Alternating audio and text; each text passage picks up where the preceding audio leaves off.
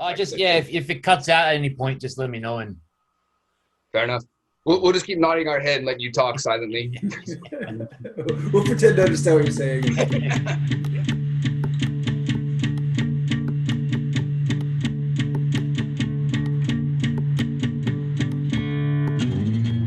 Welcome. This is Shots of Kajukenbo. I'm your host, John Hoylo. I'm here with my co-host, Angelo Ferrer. And today our guests are David Fobio and Rionne McAvoy. Make sure I get the name right. Today, we will be beating a dead horse. We're going to be talking about Aikido in the world of martial arts and MMA. This is a topic that's been done all over the place on forums, on YouTube, on Facebook. Joe Rogan's talked about it. We're going to talk about it today because I want to. Also, we're talking about it from the Kajukenbo perspective. We'll find out a little bit more about that as we go. Also, we will be doing this in the 4-shots format. So we're going to take a few shots through the show to help mark the passage of time. So, with all that set aside, we'll take our first shot together. If you guys are ready. Oh, was I supposed to have it poured? Oh, yeah. Every time. You're supposed to do that during pre-production, bro. Sorry. Oh, sorry. You're not bro. He's bro. You're David. Here we go. Still lot.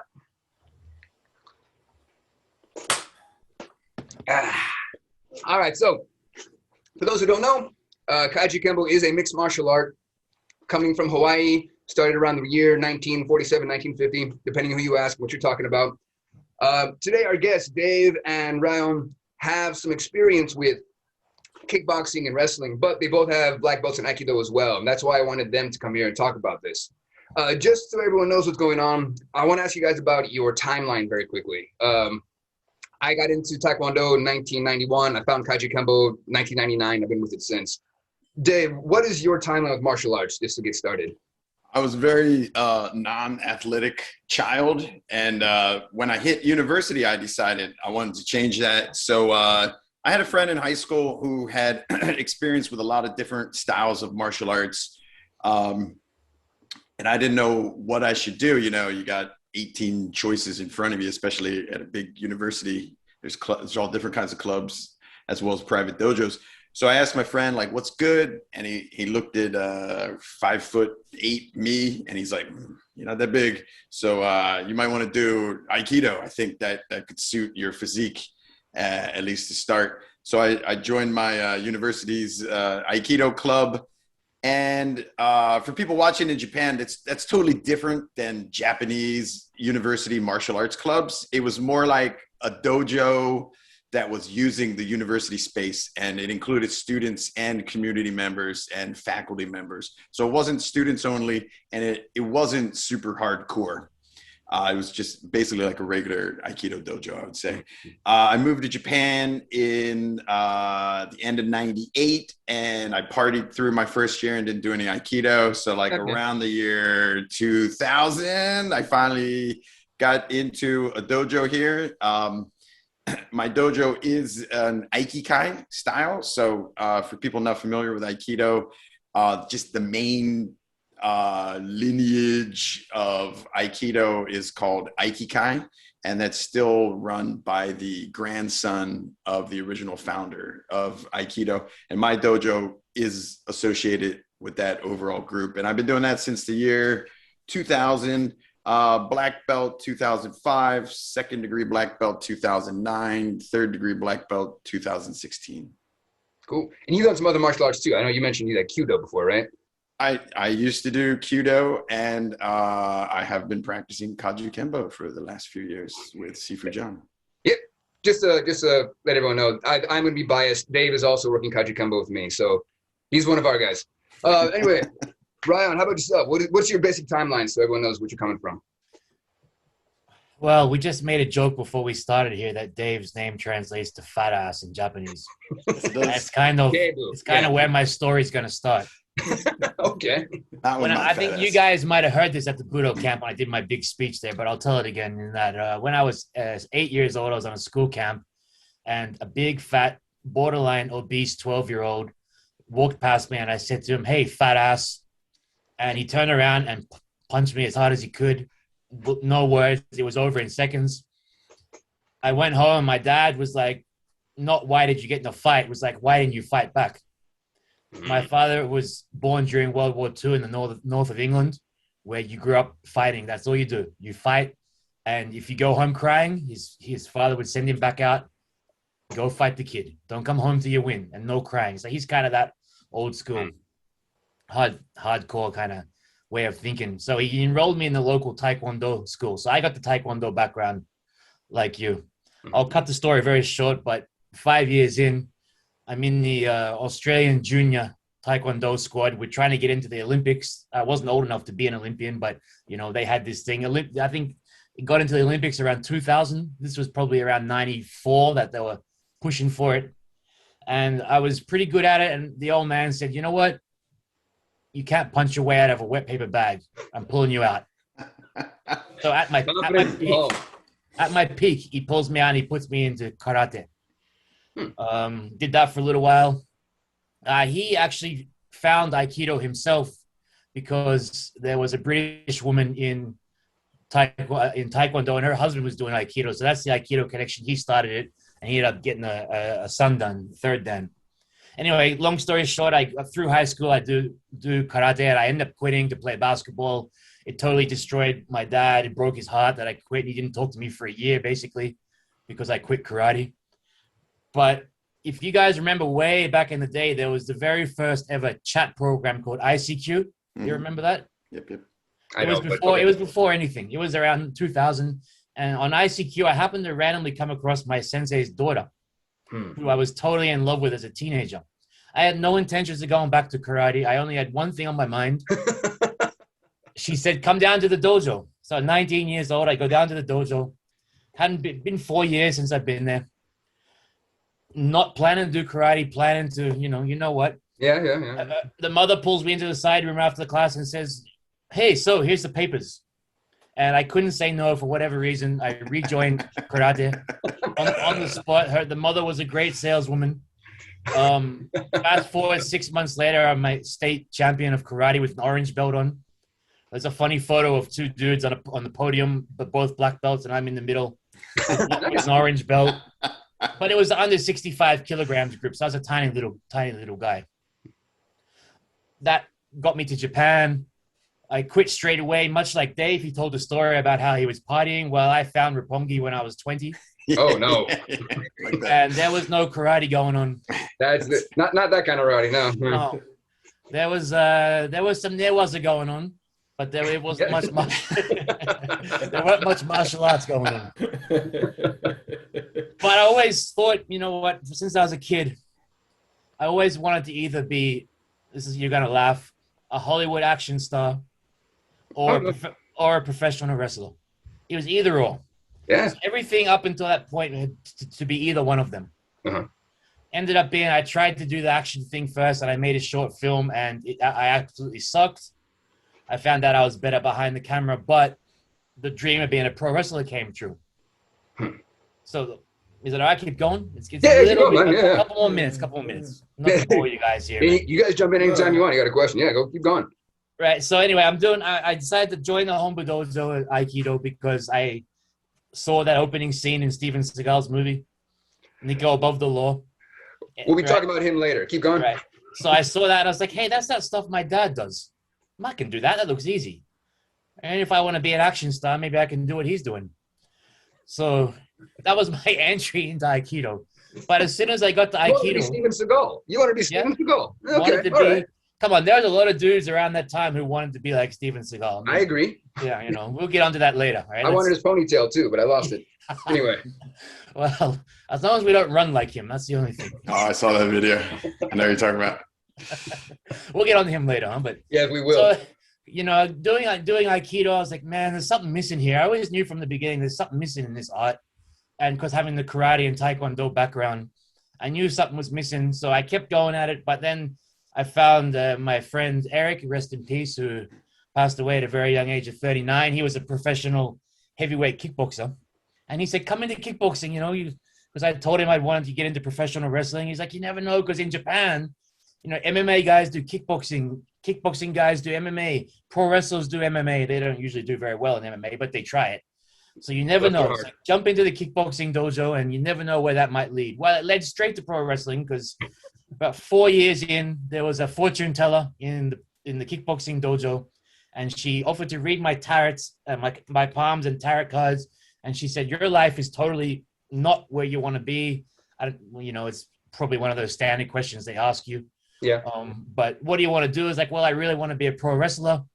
Well, she says, I know this guy, and this guy. Oh, wow. Yeah. So fortune giver, not fortune teller. She's a fortune giver. So I've been teaching English as an ALT. I switched into, this is a random switch, but I switched into working for Bank of America Merrill Lynch as an IT support for investment bankers, and I absolutely hated it. And after a year, I was like, you know what? Fuck this. Excuse my language, but I'm going to be a pro wrestler. And I'm still doing Aikido. I'm a fourth dan, but, it's not your Aikido that you'll find in any other dojo, I don't think. No. A story in a nutshell. No, in fact, I don't know, Angelo, if you've seen Ryan's video. Dave, you've seen his videos where he mixes some of the wrestling stuff with his Aikido. If anybody watching the podcast wants to check it out, please find out later. Ryan, let me get a link to some of your videos, because it's really cool to see where he'll do some kind of like wrestling entry into an classical Aikido throw, and it works. It looks awesome, and I would say it looks like it's effective as well. Question. Go ahead. So you're not practicing at Home Dojo currently. You're practicing somewhere else? I went back after a year. I went back at the beginning of March last month after a year off, because you know what? I'm kind of like at the level now where I can take a year off and go do something else and then jump back in like I've never been. Okay, I was just asking if you were at a different Aikido dojo or no. with the Aikikai still. Okay. Still there, still with that love-hate relationship, but it's still there. And when you were at the kickboxing place, this is all happening in Japan, just to verify. All in Japan, right? yeah, all in Japan. So you're in Japan, you're at this kickboxing place, and then the fortune teller says that they need this pro wrestler, that pro wrestler, this pro wrestler. So from there, you switched into a pro wrestling camp? Yeah, I joined a company that was run by ex-WWE, they call them superstars now, but a wrestler called Tadgh. And he's probably one of the most famous Japanese pro wrestlers who made it big in the US. He's massive. And he took one look at me, because I'd been hitting the gym for a while. He took one look at me, and they have these things in Japan called like Numon Testo. That's like an entrance test, right? Where you have to do like 500 squats, 300 push-ups. These are Hindu squats, 300 push-ups, a bunch of jumping squats. And they basically try to make you puke and not come back, because they want to see what you're made of. I like some Kajukenbo classes. Right. Well, I had none of that. He was like, all right, you're white, you got blue eyes. Can you speak Japanese? I was like, yes, sir, I can. He's like, all right, come down to training on Monday. Nice. The training was brutal. Working for you well, it's good. The training was brutal, but I missed that. I was lucky to miss that initial, entrance test, because I wouldn't have made it, because it's brutal. Or even better, some of the stories I've heard from pro wrestling, you're lucky like they didn't take like $1,000 and just disappear on you. You know what? That's how they do it in the US. Yeah. That's the US thing, yeah. Pro wrestler school. Yeah. What they would do is, and this is quite famous, what they would do in the US is like they used to, back in the day, had these territories. So you'd go wrestle in, say, like Mid-South, which is probably like, I don't know, Atlanta, I guess, is in the South. Is it not? Like, geography of the US is not good. Then you'd go over to like the Californian League or whatever. So they set up like a wrestling school, right? And then 3 weeks later, they'd be on the other side of the country, right? And all these dudes would be paying them money. I mean, you don't have to be wrestling fans to know The Undertaker. Yep. Right? Now, the Undertaker got duped. Yeah. I heard that story. So, like, as a pro wrestler, do you feel that you ever use Aikido thoughts, balance, technique, throwing? Has it have any effect on you? Totally different, completely different at all. Well, you got to understand a little bit about Japanese pro wrestling is that Japan lost the war. The morale was so bad. Tokyo was absolutely destroyed. The country was in ruins, and they needed something to build the morale of the people, right? So they got a Korean guy, and they masqueraded him as a Japanese. He was born and raised in Korea, and they gave him a Japanese name. They sent him over to Hawaii or somewhere for 3 months to train him, and they brought him back as this big Japanese star. And he would beat up all these, white dudes. Like, wow, we can beat these Americans. We may have lost the war, but we beat these Americans at wrestling. And it was all, of course, staged and predetermined. But because they had no one to train them in Japan, no pro wrestlers, they used judo guys and sumo guys. One of the most famous pro wrestlers of the era was the famous Kimura. and he has an armbar named after him now. Yeah. Right.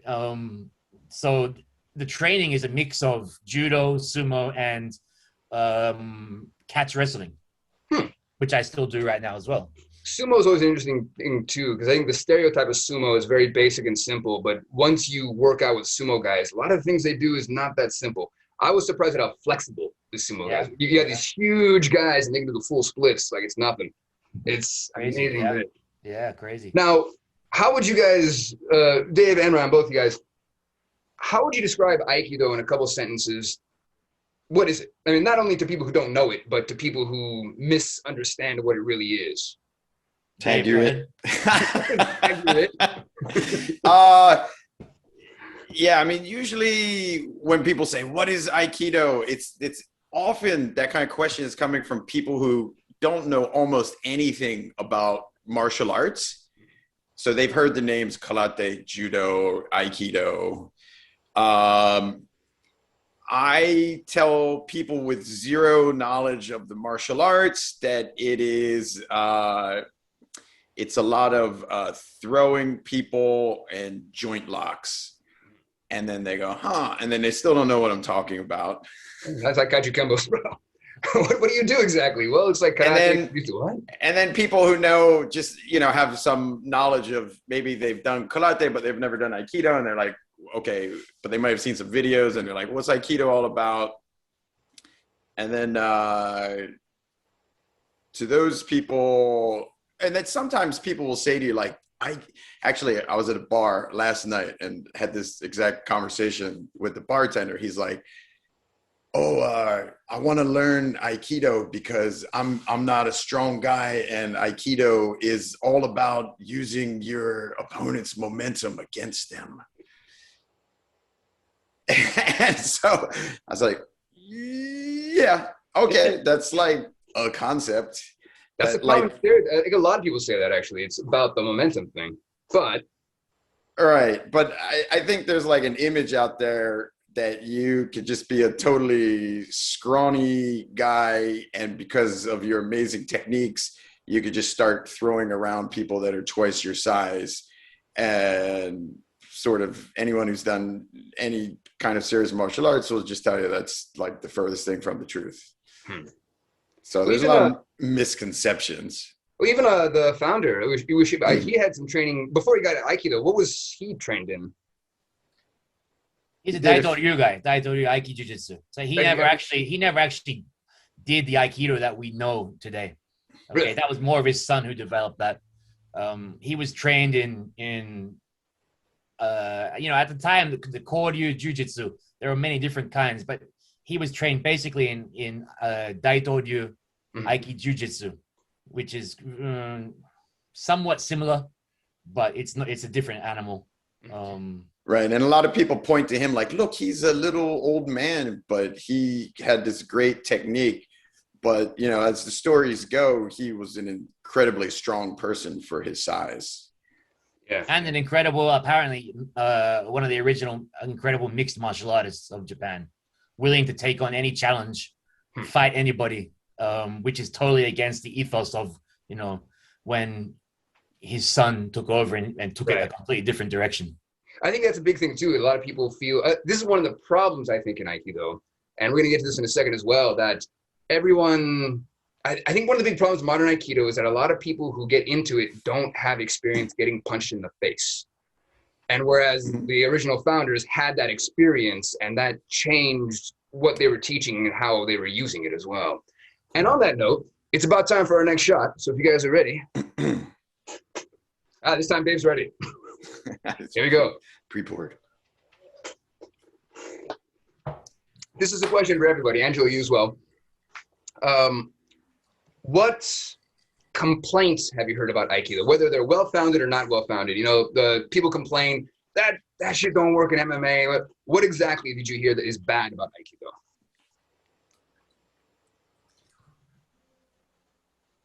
That was for Angela. I think it'd be fair to let the Aikido guys go first. Okay, look. No, it's good. I'll tell you what I heard after they. Okay, look. Lay it out there. Let me answer the first question. Was what is Aikido? Oh yeah, go for it, man. Okay, so modern day Aikido is now no longer a martial art. It's a martial exercise. Okay. That's the first point. Good way to The say second it. point is the original version of Aikido in the 1950s during the Hell Dojo era. It's literally what they called it, the Hell Dojo, was a finishing art. So you got judo guys come in, kendo guys come in, and they needed something extra. Most times they came in to challenge them. They come in to challenge Ueshiba. They came in to challenge his top students. And most of the time, these judo guys would lose. And they'd be like, okay, but no, don't forget, this is not the Aikido that we know today, right? This is more probably classical Daito-ryu that was going on at the time. And most times they lost. They'll know, like, holy shit. Okay, we need to learn. And, Kano Jigoro, he would send a lot of his students over to Ueshiba. That's the founder of judo for people that Right, the founder of judo, right? He would send his students over to get that extra little missing piece. So you have this art that is based on what Ueshiba Sensei knows, what what his students have picked up, but it's a finishing art. So you need to have martial sense. You need to know shit. You can't just walk in and, expect to throw somebody. Right. And that's the big gap that everybody has missed in Aikido. That's why my whole thing is if you want to be a very good Aikidoka, you cannot just do Aikido. It's never going to work, right? The minute someone holds you down, you're all fucked. Yeah. Right? Because you need to have plan A, you need to have plan B. If plan B doesn't work, you need to have plan C. If plan C doesn't work, you got to have plan D, and you got to know all this stuff. How do you know it? You're not going to get it from Aikido. Aikido, we call this, it's called the all-encompassing martial art, the Sogo Budo. But it's this big thing where you have Aikido, but, look at all the people that are doing it. They're really only looking at this. Whereas if you start cross-training, let's go do some kickboxing, some punching. Oh, my God, look what I know now. Exactly. Let's go do some grappling. Oh, my God, look what I know now. But I can use Aikido as this principle. The principle is Aikido to incorporate everything in. Right? That's what you see in my videos. I'm still using the Aikido distance, the timing. But I'm not going to be able to put somebody into what we call a kotegash. If I want, any Tom, Dick, and Harry on the street would stop me in a second. Yeah. And even if I try, and people say, well, you need a temi. Well, okay, I'm trying to rip somebody's wrist off and I try to throw that. Well, it's not, it's just not going to work. So, the kotegash will only work if something else hasn't worked or you're in a great position to do so. But there's a section in the test, I think, Dave, you were talking about before, like at the black belt test, where it's kind of a flow thing. You just kind of have to go from one technique to the next. The students are just constantly attacking you. Is there something like that? Yeah, well, that's something that we call like landoli, which is just like it's like in Kajukenbo, Lion, we have this thing where like student goes in the middle and you got 10 people standing around him or however many people are at the dojo that day. And then the teacher gives each person a number, and the person in the middle just has to defend himself. Like the teacher would say, number 3, go. And number 3 just attacks. And then the teacher would say, number 7, go. That's cool. It's like the Kaju version of Landori. And Aikido has something like that. And it depends on the dojo you're at and the people you're practicing with it. It could be, it can be very intensive, and it can be a dance number. It depends. Well, in Aikido, most of they come in running from 20 feet away with their little chops. Yeah. So the problem is like we do what we call a shomenuchi, which is like a front chop. But the reason you probably understand, like Joe Rogan has said it many times, like who the hell is going to chop you like that? Well, yes, no one's going to chop you like that. But to be a complete Aikidoka, you need to know how to use our Aiki weapons. You need to know how to throw. You need to know how to strike. But these people that do it, they don't know any of that because they don't teach it. There's no strikes being taught. So the only strike they have is the shomen or the yokomen, and this represents a jab or one of those. I've seen many times in Australia. When we get a bit drunk in Australia, and we love to get it on in the bars. I've seen these people grab these beer bottles and they try to smash, right? This represents a classical billiard stick or something, right? Something, right? That, right? So yeah, Dave and I saw some similar at a Vietnamese restaurant not long ago with the bottle. Yeah, that's right. An attempt, anyway. But so anyway, I always say to everybody, like, look, you got one chance in Aikido. If you really want your shit to work, you better make it work the first time, because if you don't, you got nothing. And that's unfortunately, that's the holes in the training. So you cross-train and fill those holes in. Now, question for you, Rionne. Yep. Among the practitioners at the Hombu dojo, like my dojo is a lot smaller than yours, so I'm interested in a bigger sample size. Like what proportion of people, like just to the best of your knowledge, how many people kind of have only ever done Aikido, and how many people have come to Aikido from another art, and how many people have started in Aikido and branched out to something else? Like you started in something else and joined Aikido. I'm the opposite. I started in Aikido and then moved on to Kajukenbo. I would say 99.9% of people in Hombu Dojo have never done anything off an Aikido tatami, and that includes going to the gym, going for a run, trying some boxing. I'm very harsh on people who do Aikido for a good reason. Okay, I would say similar. Like just most of the Aikido participants I know started in Aikido, have only done Aikido, haven't even done anything as relatively brief as like the Budo seminar that me, you, and John have attended, where you get a very short chance to try judo, to try some different arts. Most people I know haven't even had those brief encounters with other arts. Yeah, look, it doesn't matter if it's martial arts or basketball or pool. You know, if you only put in your 1 hour on the tatami, you know, if you want to learn Japanese and you go to Japanese class for a week, once a week, twice a week, you're never gonna be fluent in Japanese. It's all the work you do off the tatami that builds your character. You know, the tatami is like, you know, like we always say, me and my very small circle of friends always say, the tatami never lies. Right? You only have in your toolbox what you have in your toolbox, and you'll get found out as a fraud the minute, you know, shit gets real. And if you want to go and preach about Aikido's not this, Aikido's not that, well, it's Aikido attracts most of the people who don't want to fight, and that's cool too. But you know, it also attracts people who think they're tough and want to muscle down, but then the minute that it gets real, they're like, oh, well, you can't do that. You know, you can see the love-hate relationship building already in front of your eyes, can't you? You guys go ahead and say whatever you want about Aikido, and I'll most likely agree with you. Well, just talking about training, you know, Sifu Angelo posts up his training blog, I guess, or record. Like it's all that I see on my Facebook feed. 5K run, hitting the bag, 5K run, doing this. It's good though. I mean, like he's putting in the work. I mean, that's it. That's the work going in right there. If you take yourself serious as a martial artist, then that's the kind of shit you need to be doing. Definitely. Whatever art you're studying. Whatever, or whatever. It doesn't have to be martial arts.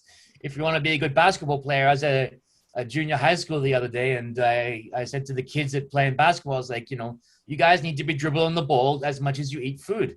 You know, you got to have a ball in your hand every day. You'll never be a good player if you don't dribble the basketball like it's second nature. That's good. You know? And that's the whole thing of Kung Fu. And people have heard that. Yeah, Kung Fu does not mean a style of fighting. Kung Fu means like heart. They say you can use Kung Fu in your cooking, Kung Fu in your whatever you're doing. It's not just fighting. It's putting that hard effort into what you're doing. Right. Now, so that was a big thing I mentioned before. That was a big complaint I've heard about Aikido, and I felt that a lot of them don't cross-train. And then you look at the old original people, and actually they did quite a bit MMA, like you're saying.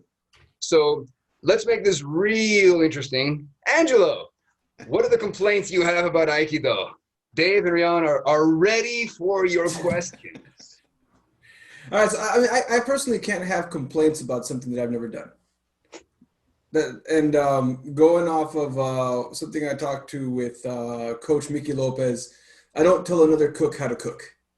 So like, since I've never done Aikido, I personally don't have complaints against something I've never tried. I can't complain about something I've never done. I can only tell you from the people I've met that did Aikido that so happened to come across me and tried to, you know, wanted to do some cross training, and how badly that went for them. That's that only did Aikido. And like, it's not, I can't criticize a whole art off of a small sample size. Right. But I can say that the few people that I came across, one was in the US, And it's all the stuff you already mentioned. Just they had an idea of what they thought it would be like, but then when the sparring actually started, it didn't go at all. And I told them, you tell me what rules you want to spar with, and then I'm not going to make you just come into an MMA match sparring. I'm going to you tell me what rules you want to do. And so the first day would start with, like, I want to do a striking, and then I don't like the strike. This isn't going well for me. I want to do just grappling. This isn't going well for me either. Let's just do. So we finally ended up in a really, really niche set of rules, and they still couldn't handle it. Was it something like you stand still and you grab my wrist in a cross grab? It did. But actually, don't do anything after that. At one point, they're like, okay, let's start with you holding my wrist like this. I'm like, all right, we'll start with me holding your wrist like that, and it still didn't go well. So that was that one person. And then I bumped into another guy that ended up coming into the Brazilian jiu-jitsu place that I cross-train at. And he kept trying to do like a wrist lock thing on me. And I was just kind of looking at him, and he's like, are you going to tap? He asked me, like. You want that thing broken? Are you doing something? Like, am I supposed to tap? Is that like, are you waiting for, because this is not, I don't know what you're doing. There's a way to do a wrist lock. And then I showed him, like, if you're going to do it this way, then if you really want to do a wrist lock, you need to put more of your body into it. You need to put it this way.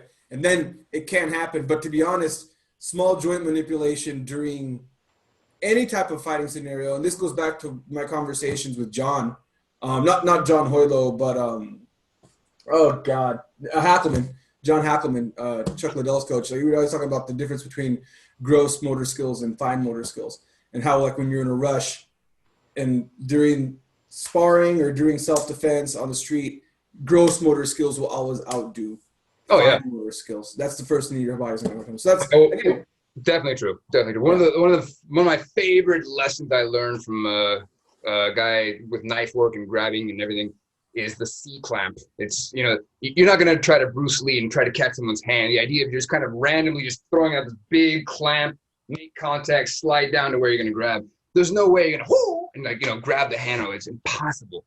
That small, the gross motor skill you're talking about, it's a big thing there. Yeah. So again, but just to clarify, I actually don't have any complaints, because again, I've never done it. That's why you asked me to answer the question. I can't really. You have to kind of understand as well about the kind of people that do Aikido, and the ones that stick around. First of all, people do it mostly for self-defense. No one's trying to be an MMA fighter.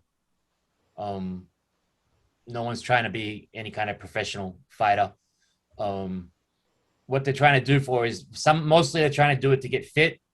Right now, it's also more of a social thing. Especially here in Tokyo, we make jokes that at Hombu they're very strong at nomikai, and it's probably their strongest. Nomikai means drinking party for people who can't speak Japanese, right? But, you are strong at nomikai. but look, deep down inside, you make a decision as you're training. Okay, I know this is not working on the street. This is not going to work on the street. I know that if I had to grapple somebody, this is not going to work. Am I content with that? Most people say, yep, I'm content with it because I'm never going to be in that situation. That's fine. But I'm not content because I always put myself in out of my comfort zone, which is where most Aikido people never get out of, right? They stay in their comfort zone. So I'm trying to talk positively about the art, but at the same time, it always seems to come back to some kind of negative comment.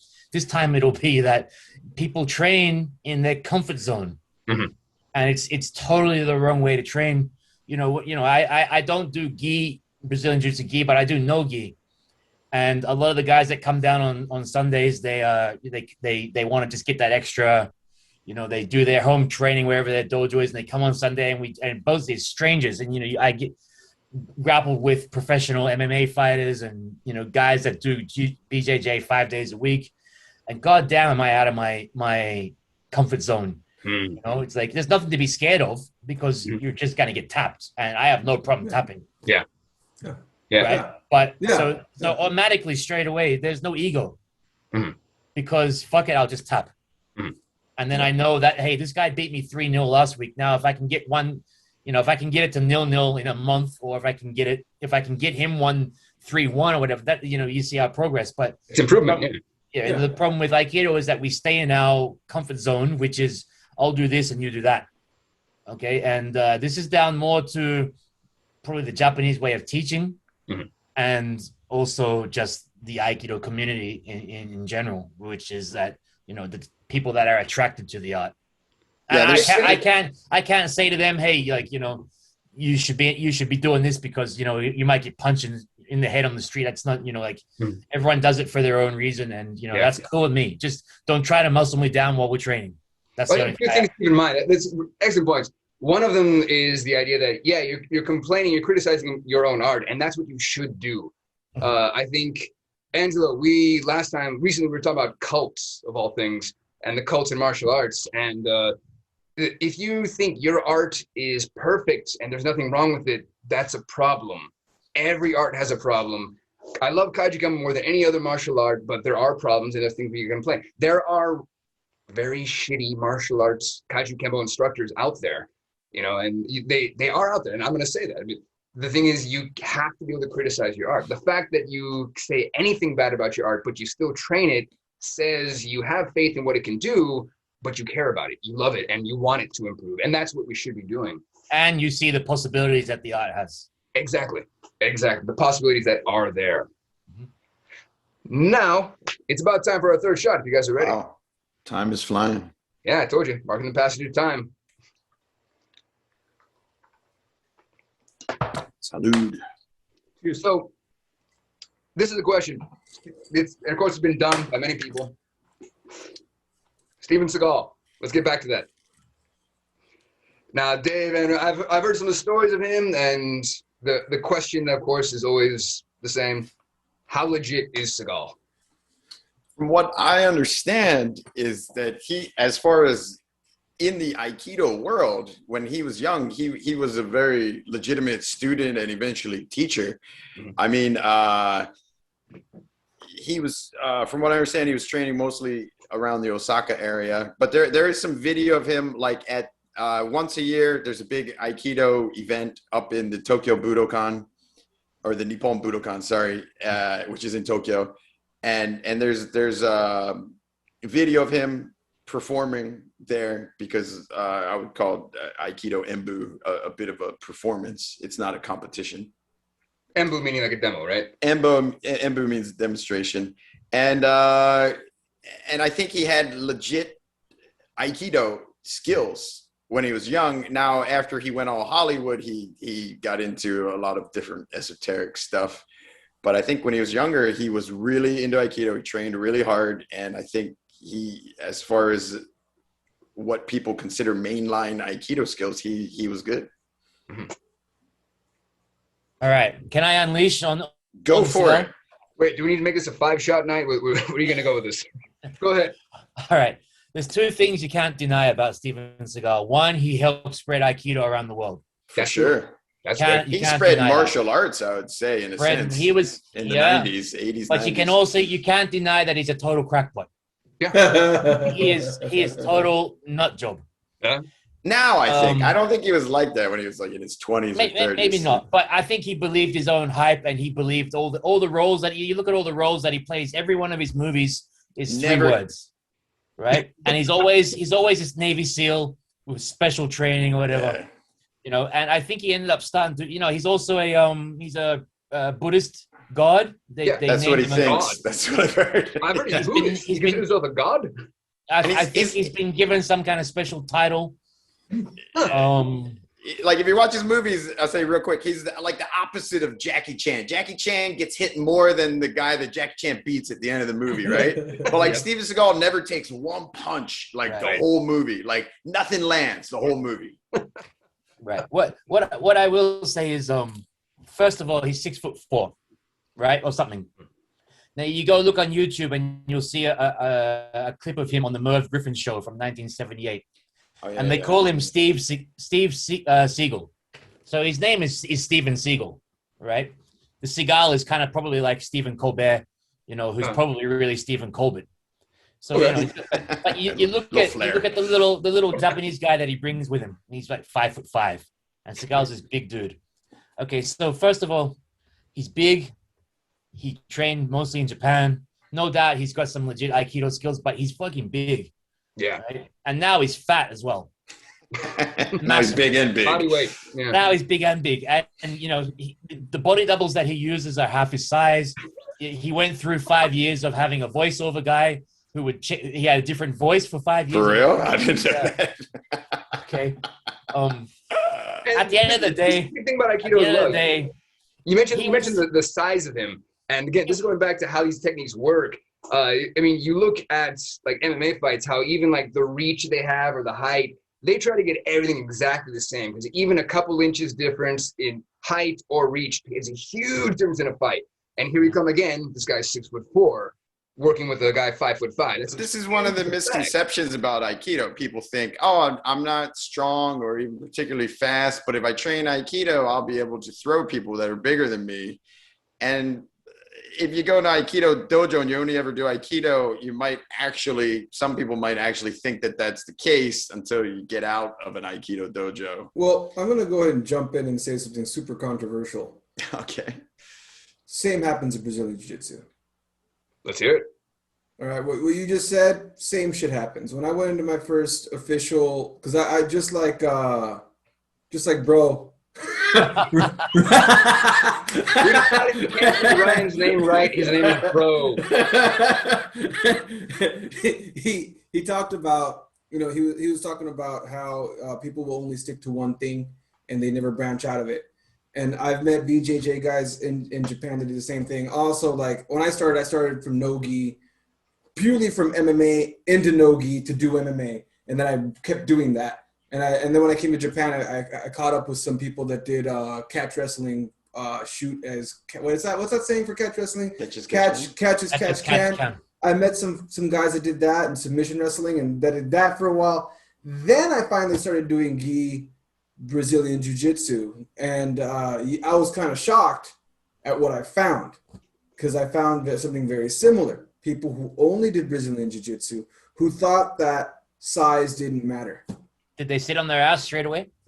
Like, oh yeah, they would. Yeah, exactly. The pulling guard. Like, if first of all, they wouldn't let me spar for the first few months because they have this Taekwondo system going on. I'm not going to go there. But either way, when I finally got to free spar, again, pulling guard, and the idea that the person, when I would tap someone, when I ended up tapping my first black belt, and I brought that, I told that to my friend who told me to join. He's like, oh, that's because you muscled it. And I'm like, and I won. And so like after I tapped the second guy, after I tapped the second black belt, it's because that person wasn't that good. After I tapped the third black belt, that's when there was less excuses. And when I talked to the guys that I was training with, not to discredit BJJ in any way, but the guys I was talking to, the ones that were really good were cross-training, come from other stuff. The guys that only did BJJ in Japan, I'm not talking about in the US, I can only talk about from my experience here in Japan.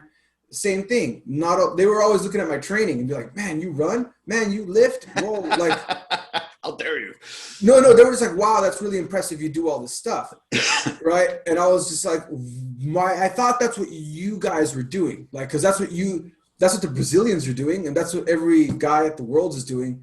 I'm actually not doing that much. When I look at what I'm doing and I know what the younger Lions are doing, I'm not doing that much. Really, I'm not, because I've seen what they're doing. Is it fair to say then that every martial art has its good points and its bad points, I guess? Yeah, right? Exactly. Yeah, exactly. You mentioned BJJ. I mean, BJJ is, most people say BJJ is on top of the world. I mean, thanks to UFC, you want to defend yourself and pick one art, most people will go to BJJ with good reason. I mean, they're very good. Yeah, it's not to discredit the art. And the other thing you're talking about, as far as Steven Seagal and the whole thing about fame, right? Why is BJJ becoming so famous right now? And it's not because of BJJ. It's not because of I'll even go as far as saying it's not because of the Gracies. It's because of the Joe Rogan podcast. He's pounding that message in over and over and over. Listen, I love his podcast, but again, he's become this representative of BJJ, particularly BJJ, and he's pushing that narrative out there. And there's always some famous person who pushes a certain narrative, and everybody's like, that must be the next, that's it. That's the thing. That's going to be what's going to make the smaller guy can beat the bigger guy. And you hear that legend, but that kind of falls apart right away. I mean, just look at the Tommy never lies, like you were saying earlier. The mat doesn't lie either, right? So I mean, just look at early UFC, right? They didn't have any weight divisions, and that did not stick around very long at all. Right. They're like, and can I give a shout out to my I don't know him very well, but I do know my somewhat friend Ken Shamrock, who is a pioneer of Japanese Ken Shamrock? That's awesome. Pro wrestling. He was trained by Fujiwara. Oh, no way. Yeah, my boss, my guy. Awesome. I mean, he's a pioneer of Japanese shoot style, scripted and non-scripted stuff. Who went over and made UFC massive. So there's a bit of a shout out to him. That's pretty awesome. Yeah. He's I mean, he was like in the early UFCs. He was like the main contender for like the first couple of years, right? I mean, he was always in the mix. Yeah. When the Gracies made the rules to beat Ken Shamrock, you know, there's a lot of things about that. Yeah, a lot of people make those rules.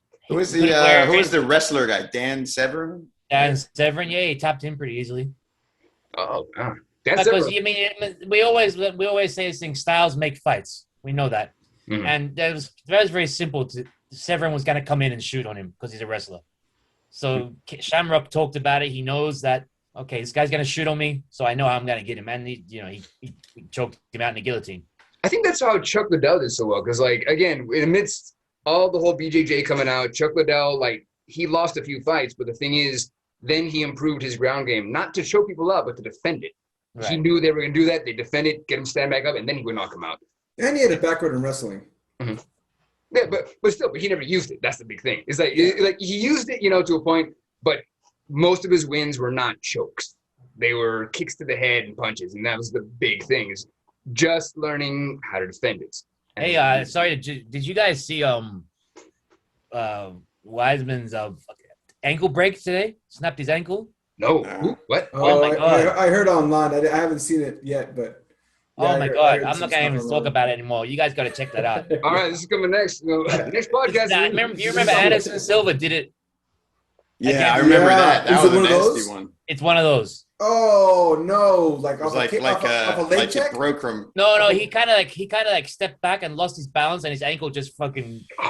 It's just like.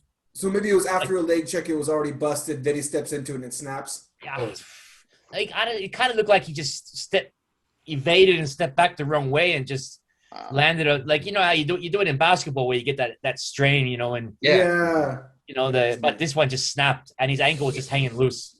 It was nasty, man. It was nasty. Injuries happen at the worst times, man. And it's not even in a fight. I mean, we were just talking today, Dave and I, you guys, who was the two guys that we were talking about, Dave? There was a recent weigh-in when two guys went face-to-face. Yeah, I don't know their names. The other guy, and that was enough to give him whiplash and give him a concussion. Yeah, two guys did the face-off at the MMA weigh-in, and the one guy did the I'm going to kiss you move, and the other guy's like, no thanks, and just shoved him as hard as he could in the chest. And the guy that got shoved actually got whiplash and a mild concussion, so the fight had to be canceled. Grab R2. Kajukenbo, grab R2, that works. That's all I'm going to say. So a while ago, we were talking about, getting out of your comfort zone and cross-training. So I just want to tell a little Kajukenbo story from my perspective. So, I started training Kajukenbo with Sifu John, and, so we started sparring. And coming from my Aikido background, real actual sparring as opposed to Aikido style landoli. It was at first I will freely admit that was terrifying in a sense. My worrying about it 2 days beforehand was actually worse than it actually always ended up being, I had no clue. John would say something. We're gonna spar on Sunday. He'd say it, tell me on Friday. That's all I'd be thinking about until Sunday, right? But it always ended up being not quite as bad as did he say I'll see you in the lunchroom, Yeah. 3 o'clock. I mean, that's what it felt like at first, for sure. Like, it gave me stress. What are the rules for sparring? Because I don't know your art much at all. How do you? John, I'll let you say that. Like, how do we usually spar? Basically, house rules. You hit the other guy as hard as they hit you. So Okay. we allow basically everything but permanent damage. So don't break his leg. But Right. groin shots are allowed. You can hit to the face, hit to the head. Just to the body, you can hit pretty hard, and the body's okay. So you hit them as hard as you want them to hit you. We wear cups. We wear either MMA gloves or boxing gloves, depending on what we're working on. Yeah. what the teacher wants us to work on. What makes it your art as opposed to MMA? Basically, anything goes. It includes groin shots. Groin shots. Please hit him in the groin. Head contacts.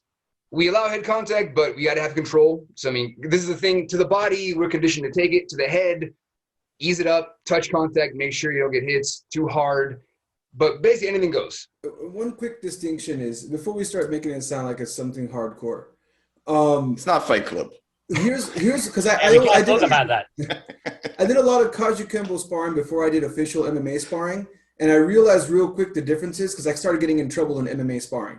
Okay. And it was small stuff. Guy goes to pass my guard. I grabbed his shorts. They told me, hey, you're not allowed to grab his shorts because we're not in MMA. You're not allowed to grab any materials. And I'm like, what? Okay. All right. Okay. So I can't grab his shorts. Sounds good. I get behind. I'm trying to get a choke in. So I grab my hand and I cover his nose with mouth and smother him. And then he puts up and I go to think, whoa. You can't. In MMA, you're not allowed to grab the guy's nose and cover him up like that. That's not allowed. It's against the rules. You can get disqualified for that. Oh, okay. I didn't know. I thought that like MMA and our stuff was, and that's what I mean. It's a very, not so much. Yeah, there's the powerful damaging stuff, but even on a light setting, we allow everything. We'll allow elbows, drop elbows to the back of the head, and all light.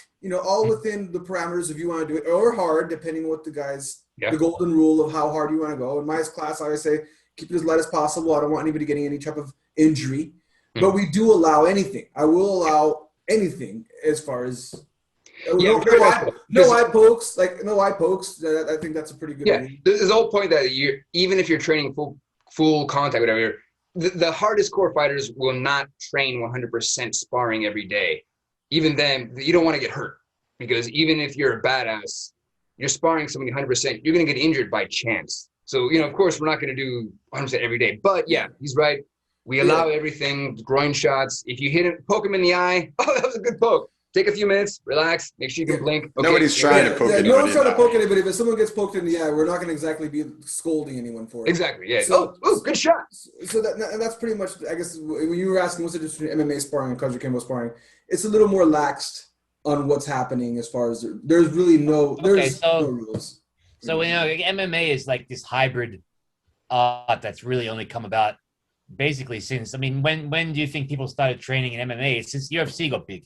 Yeah. Right? Because the original UFC, the original concept was, let's put a boxer in, and he had his gloves on. Yeah. Right?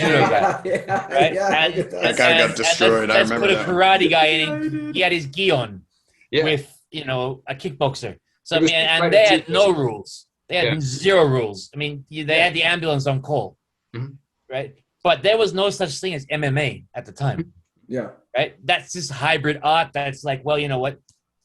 We want to train guys for this set of rules that the UFC is, originally they had no rules. Then they made all these rules to make it safer, and that's where MMA developed. Well, so are you guys saying that like your art obviously has been around under its current form well before MMA? Since the 50s. Yeah. Yep, 1950s when it came across. Yeah, 1950 officially. Why is it not like bigger? Like no offense. I just oh my god! Did you see that post on Facebook by one of our black belts? One of our black belts put what you just said. It was an answer and question of a guy who he wasn't a Kajukenbo guy, and I wish I can find the post. But he said, I don't understand why Kajukenbo isn't more dominant. Why isn't it more famous in MMA? If after everything I've seen with fighters like Chuck Liddell, they started naming all the previous and current MMA champions that did Kajukenbo. And I guess to answer your question for my podcast, because that's what made me start my podcast, was asking Kajukenbo guys, wait a second, you got a guy in the UFC. Why haven't I heard of him? Or I've heard of him, but how come he didn't say Kajukenbo? And what a lot of times what happens with Kajukenbo guys is that they don't put Kajukenbo in the forefront of the styles they studied. Mm-hmm. So you'll have Kajukenbo guys who go cross-train, and then they go out to the UFC and they're like BJJ kickboxing. But they won't mention the Kajukenbo. But then you look at their story, Kajukenbo. Even when I was listening to a podcast with Stephen Kesting and Selenas from Toronto and his gym, and he was talking about how George St. Pierre came into his gym. And he was one of the first people to bring Brazilian Jiu-Jitsu to a Kajukenbo guy was one of the first people to bring the first Brazilian Jiu-Jitsu guy to Canada, where George St. Pierre ended up joining because of it. So but does George St. Pierre mention Kajukenbo? No. So and I'm coming out of that too as well. We're like this weird in the background of all these greats and people that we've directly been. But when they get into the ring, they never put the word Kajukenbo. In fact, not until recently did Sage Northcutt actually mention it. He was one of the first guys that actually put Kajukenbo, and all of us were like, whoa, he actually mentioned it. Wow, really? Because we'll train people, but we don't make a big deal and tell them, hey, you have to go there and say Kajukenbo, because none of us really care. Is it fair to say then? Well, there's a big thing. Fair to say that your marketing machine is not as good as the Gracie's? Definitely not. Definitely not. Nobody's marketing machine is as good as the Gracie's. There's a big thing going around. The way Shiba machine is pretty good. Yeah. I'm going to say the big thing about going around is that a lot of, even the first UFC, apparently there were a bunch of Kajukenbo guys who went into it. And what I heard is that they were kind of talking with each other, talking with the instructors, and they kind of said, don't mention Kajukenbo out of respect to Kajukenbo. Like, just, we don't want our name to be dragged in the mud. It's a secret. It's a secret. It's a secret. Isn't the same thing with our kickboxers too, right? The podcast that you did with one of the guys that had the kickboxing champions traveling the world. And the same thing, he went and asked the grandmaster, hey, I'm training these kickboxers and they're getting championships. We want to mention Kajukenbo, but he's like, no, I don't want you to mention Kajukenbo because you're doing kickboxing rules and that's not Kajukenbo, so please don't mention it. Yeah. If they mention it on the side, that's great, but please don't drag it. And I mean, I think one of the biggest our marketing sucks pretty much. To answer your question, to answer the question, our marketing sucks. But I think like you guys know Mark Dacascos, right? Oh, Mark, sorry. There's an old Capoeira movie, Only the Strong, really popular.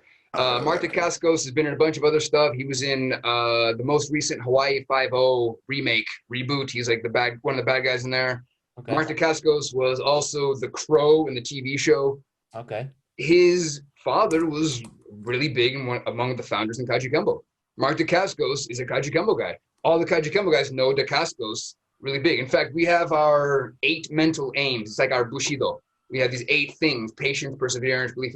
All this list of do this stuff if you're going to be in Kajukenbo. And do you recognize this? Do you recognize him? Oh yeah, well, I'm a big Hawaii. Yeah, there you go. Hawaii 5. Yeah, he was in the Hawaii 5. There you go. There he is. That's Wolfat. Yeah, Wolfat. Yeah.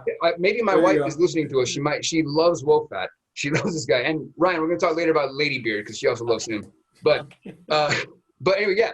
There's so much Kajukenbo there, and for just, I think it's a humility thing. It's a humble thing, because what I love about Kajukenbo is so many guys will beat your ass and then take you out for beer after, and they will not talk about how badass they are. They very respectful. We don't want to be. We're not going to try to be something big. This is just who we are. This comes back to the fact that like the tatami never lies. Yes, you can't hide when you get on there. Right? Exactly. And unfortunately, it sucks to say and it hurts me to say, but in Aikido you can hide on the tatami, and that's why I find a little bit. I mean, but you do one practice session with anybody in Aikido, and like you can guess their rank in a general sense. You know what I'm saying? That's like this guy's good, this guy's terrible. Mm-hmm. Even if they're older or whatever. I mean, you can judge somebody's skills pretty quickly. Yeah, I suppose so. All right, before we go too far, we're going to take one more shot. We have one last question for the night. So if you guys are ready, we'll do this one together. Salud. Cheers. We're going to keep it real simple. A couple sentences, 1 or 2 sentences if you can, summarize it. For Dave and Rionne. Bro. What do you want people to take away from Aikido? If they take Aikido for 10 years, or if they do Aikido for like one trial lesson to see what it's like, what do you hope they will take away from it? Go ahead, Dave. I think that's a really individual question. I don't think that anybody in any art can generalize like that. I first got into Aikido because I was very unsporty, unfit. I mean, I wasn't like a big blob. I wasn't fat, but I wasn't in shape. And Aikido started to put me on the road to fitness, I would say. That's why I joined. I didn't think I was going to become Steven Seagal or be able to defend myself against 8 ninjas in an alley, but it did put me on the road to fitness, and it put me on the road to, if I can just say like a general list of things, I think we should say some positive things about Aikido. Like, and I'm trying. I am trying. I mean, I don't know if this is like things that you want people to take away from their Aikido practice, but these I made some notes. But I was trying to write down like some positive points about Aikido. If you want to get into like on the mat kind of stuff, I think ukemi in Aikido is really good. Right, break falling and stuff. Yeah. So we call it ukemi. Break falls is ukemi.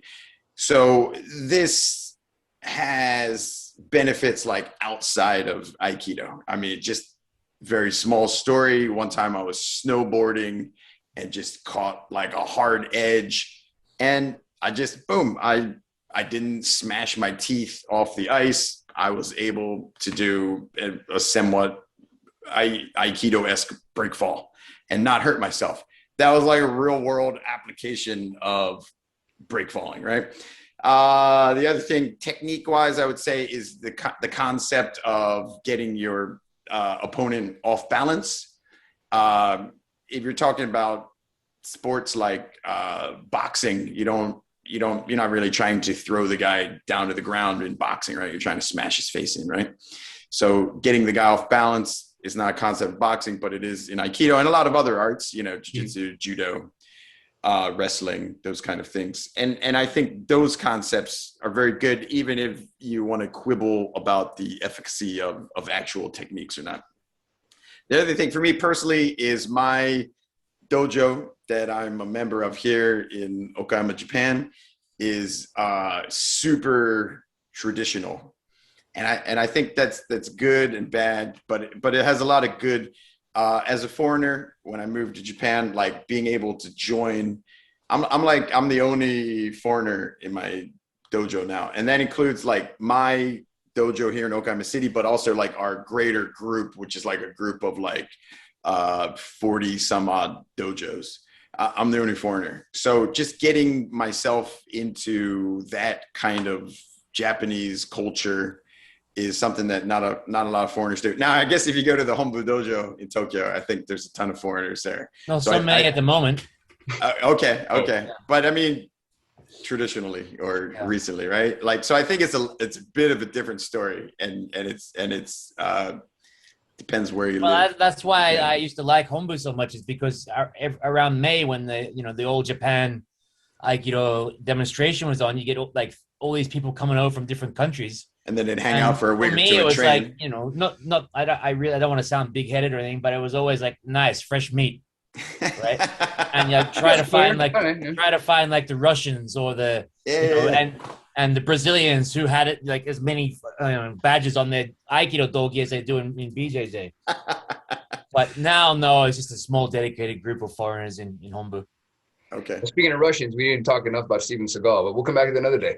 Now, just two more quick things that I had written down is I think Aikido is great because you can practice at your partner's speed, and that can be me or Rionne can line up with a beginner, and we could just go real slow. But we can learn. I think anybody in any martial art, I mean, you can learn from teaching beginners. Or if you're with someone who you feel is the same level as you can go as fast as you want to. but that translates into, I think Aikido can be a very good lifelong pursuit. I think you could do this well into your senior years, where like a really hard, like karate gets a little bit hard after a certain age. Yeah. That all being said, me and John Sifu took a judo class today from an 80-year-old teacher who threw us around. So. Yeah, we felt it. Which was awesome. Right, how about yourself? Well, look, I have a real love-hate relationship with and I hope I didn't. I mean, I know I did, but I came across quite negative towards it. It's purely down to my frustrations of finding like-minded people with similar skills who are happy just to go at it and then, friendly, but go at it and then hug at the end. What's the Irish bloke? Social distance hug, but what's the Irish guy? Tadgh? Yeah, Tadgh. Yeah, he always gets a mention somehow, that guy on the podcast. Yeah, tell him we said hi, because he's a great uke for you. That's why. Yeah, he's a great uke. Say hello. He's fun to drink with too. Yeah. He always, well, not always, but he sent me like 3 or 4 year links. He's like, hey, look at this, is cool. So I mean, he's a fan of you guys too. I'm happy. Thank you. That makes me happy. But look, you do Aikido for 2 reasons. You do it to get fit, to make friends, to socialize. That's one side of it. The other side is you want to do it as a martial art. Unfortunately, it's tipped more towards the social thing. But my advice to people who want to still practice it as a martial art is that your intent to do Aikido must be pure. And so what I mean by this is that if you really want to know if your stuff works, then you must attack purely. And attacking purely means everything from your heart. Intend to hit him. Don't pull out halfway. Don't, just go for it. And if somebody purely attacks you in the dojo, it's with love, but it's still pure. Your Aikido can work. It really can work, but it's one and done, right? It can work. But I think what he means by one and done is Aikido has effective techniques against like one really strong strike. Right. It can work. But if you try to muscle up, which people try, can I tell you one story about this one guy? He's a 6th dan in Aikido. And I've taken nice, ukemi for him. And he says to me, well, straight away, he's a foreigner that just come to the dojo, and he says, well, you're being nice. I'm not going to be so nice to you. I was like, oh, okay, sir. That's right. Okay. That's an invitation. But then the minute that I said, right, okay, well, I'll hold you down strong. And he's like, well, no, I didn't mean like that. I meant like, let's make it like 20% stronger. And I was like, so how do you, how do you judge 20%? Turn the dial. But it's just like, okay, if you're happy to do Aikido, and if deep down inside everybody knows, okay, look, it's not MMA, it's never gonna be.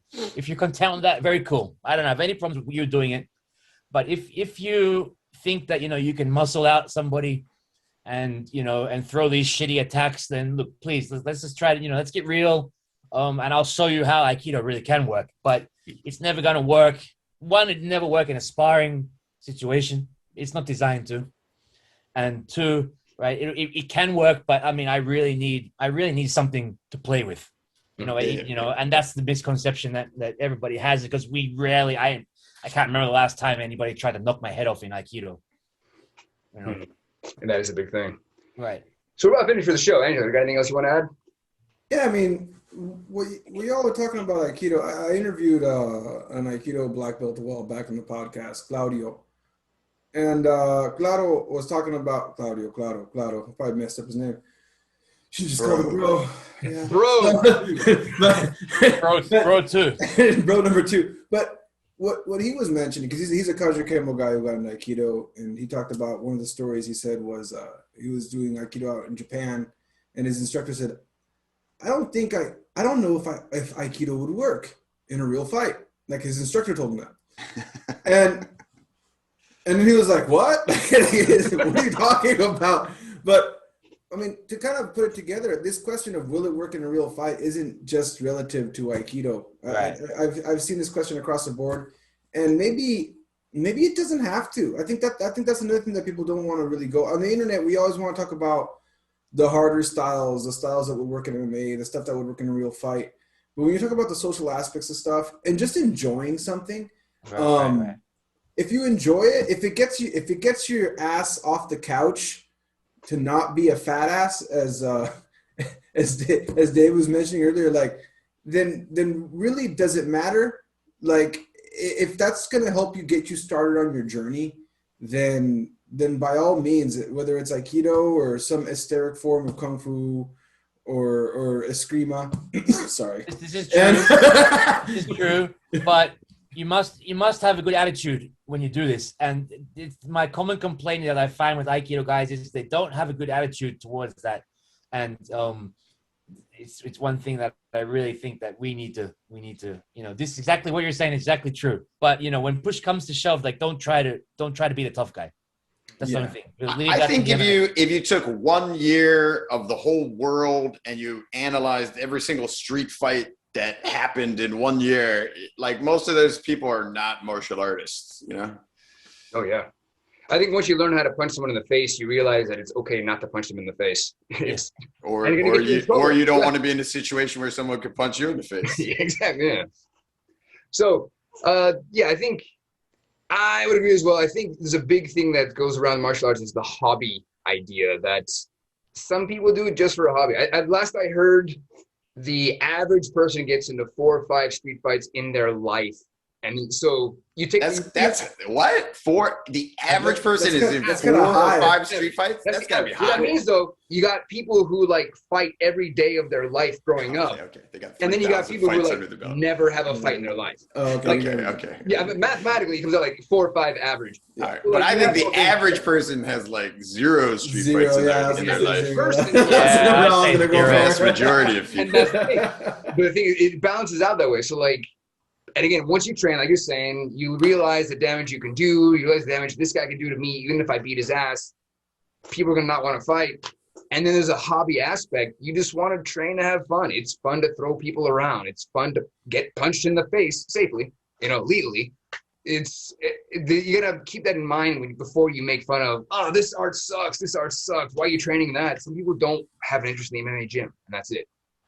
And to add to what you just said, like, a lot of people that don't do martial arts right now, MMA is the big focus, right? So they're comparing everything to MMA, not really Those realizing guys are that professionals. you probably wouldn't do this with any other sport. You wouldn't be watching rugby and being like, how come they don't throw the ball forward? Like, just go try to run the touchdown. Like, this is nothing like American football. Like, Don't get me started. Right? So, you know what I mean? But that's what people you silly Americans throwing your ball forward. Wearing helmets. Yeah, wearing helmets. So like, but that's what people are doing, right? They're literally looking at a sport and wondering why it's not like this sport. This other sport, yeah. Yeah, there's other sport, or making comparisons like, in soccer, in basketball you can grab the ball with your hands. In soccer you can only kick it. Well, soccer is stupid because you can't grab it with your hands. Like, before we awaken the beast that is what is football versus soccer, we're gonna end right there. Thank you guys for joining us. For those of you at home, thank you for watching. We hope you enjoyed it. If you liked the video, please like, share the video, let other people check it out, and comment. Let us know what you think of what we're talking about today. Let us know what you're drinking if you're drinking with us. And we hope you had a good time hanging out with us. If you really like the show, and just let us know. I don't do podcasts very often. This is a very rare thing for me, but I wanted to do this, and we might do another one in the future. Let us know what you're interested in as well. Hope you have a good time, and join us again someday. Until then, subscribe. That too. Smash that like button. Smash that like button. Subscribe. God, I hate that phrase. Smash that like button. You're right. Have a good night. I'll see you guys again. Mahalo.